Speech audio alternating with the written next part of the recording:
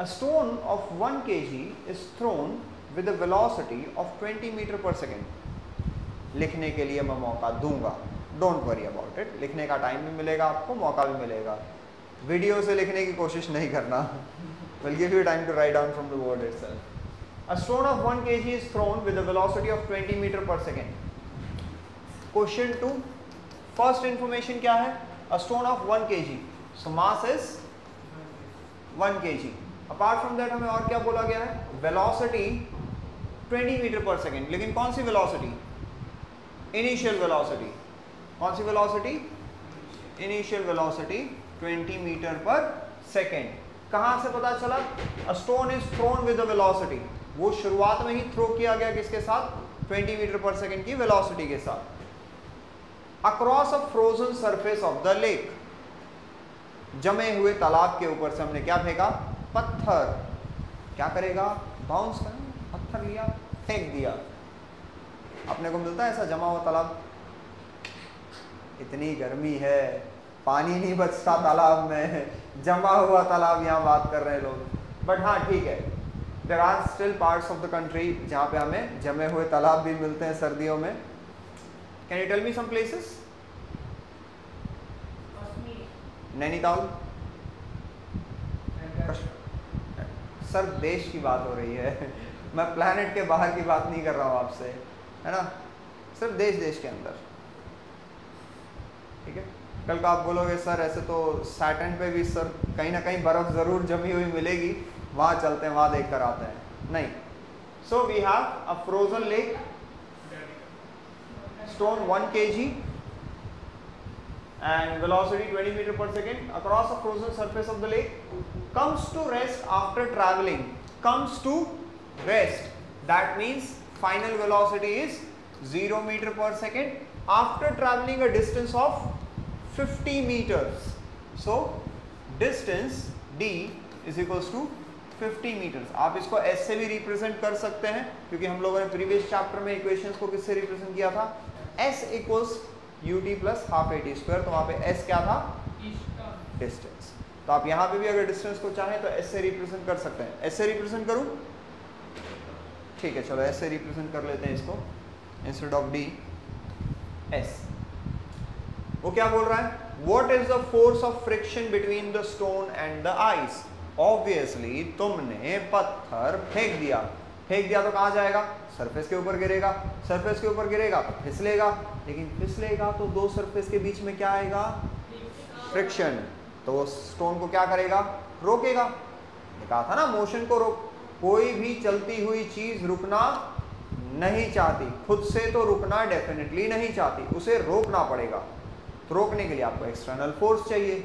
External force या तो आप लगाओगे या तो फ्रिक्शन के रूप में सरफेस लगाएगी। तो यहाँ पे कौन लगा रहा है? सरफेस।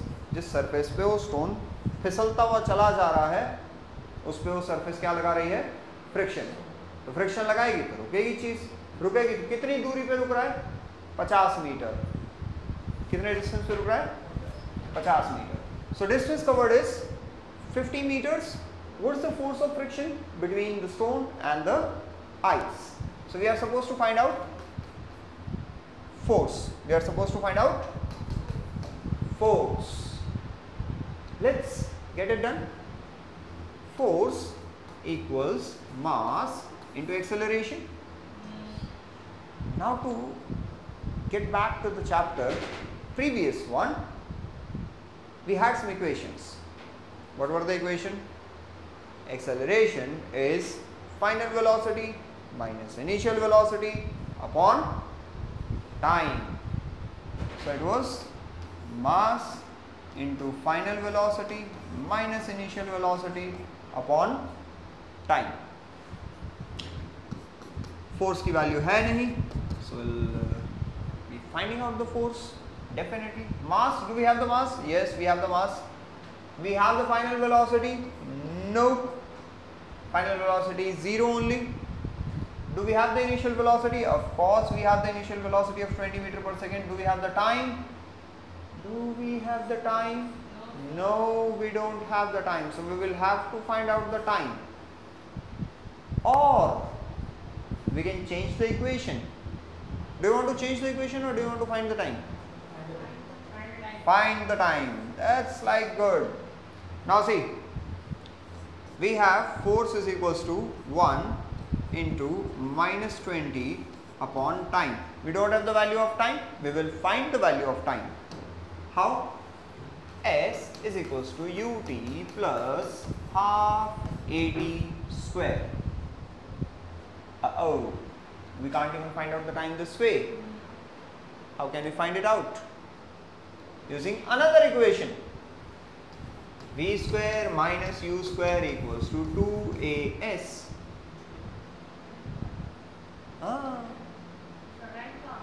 किसमें? सर इस इक्वेशन से आप s निकालेंगे, नहीं s तो आपको ऑलरेडी दिया, और उस इक्वेशन से आप a निकालेंगे। फिर इस a को आप यहां यूज करेंगे, फिर उससे आप टाइम निकालेंगे। मगजमारी लगी? तो जब a जब मिल ही जाएगा तो डायरेक्ट मल्टीप्लाई नहीं करेंगे। अकल तो सर आप में है। तो चलो ये निकालते हैं। v square is 0, u square is how much? 20 square is equals to 2 into a. What is a? We have no idea. What is s? Oh, we have an idea. It is 50 meters. So it is minus 400 is equals to 100 a. So a is equals to minus 4 meter per second square. Obviously acceleration negative क्यों है? क्योंकि object पे frictional force लग रहा है, force जो motion को oppose करेगा। इनिशियल वेलोसिटी 20 मीटर पर सेकेंड है, फाइनली आते आते कितनी हो जाएगी? 0। तो एक्सेलरेशन नेगेटिव होगा, तभी ये चीज काम कर सकती है, अदरवाइज ये चीज काम नहीं करेगी। Nice. So let's move on to F equals to ma। अच्छा, अब यहां से वापस टाइम निकालने चलें? टाइम निकालेंगे तो हमें ये वाली इक्वेशन में टाइम मिल जाएगा। हाँ, टाइम निकालेंगे, टाइम लगेगा, और हमारे पास उतना टाइम नहीं है। तो हम टाइम निकालने में टाइम वेस्ट नहीं करेंगे, तो हम इस करे हुए क्वेश्चन को यही छोड़ देंगे आधा, वापस से सॉल्व करें। मास कितना है? 1 kg माइनस 4, ठीक है, माइनस 4 न्यूटन आ गया आंसर। अब यही चीज आप टाइम निकालते हैं, उसका झमेला, फिर उस टाइम को वहां पुट करते, उसका भी झमेला। तो बेटर ऑप्शन आपने यहां से यूज किया, वैल्यू निकाली, डायरेक्ट पुट कर दिया। क्या हम ये चीज पिछले उसमें कर सकते थे? यहां पे भी कर सकते थे। हाँ, कर सकते थे। किया? नहीं किया। क्यों नहीं किया? डायरेक्टली कर देंगे तो आप लोगों को कहाँ से पता चलेगा कौन सी इक्वेशन आपको कहाँ जाके अटकाने वाली है? फिर उसमें लगने वाली चीज़ आप कहाँ से ढूंढ के लाओगे? दूसरी इक्वेशन से ढूंढ के लाओगे। तो क्वेश्चन को इतना लेंथी करने के लिए हमारे पास ऑप्शंस हैं, और क्वेश्चन को इतना छोटा सा करने के लिए भी हमारे पास ऑप्शंस हैं। It's your choice whether you want to solve the question quickly or you want to take it to an elaborative path or a longer path. Is it clear?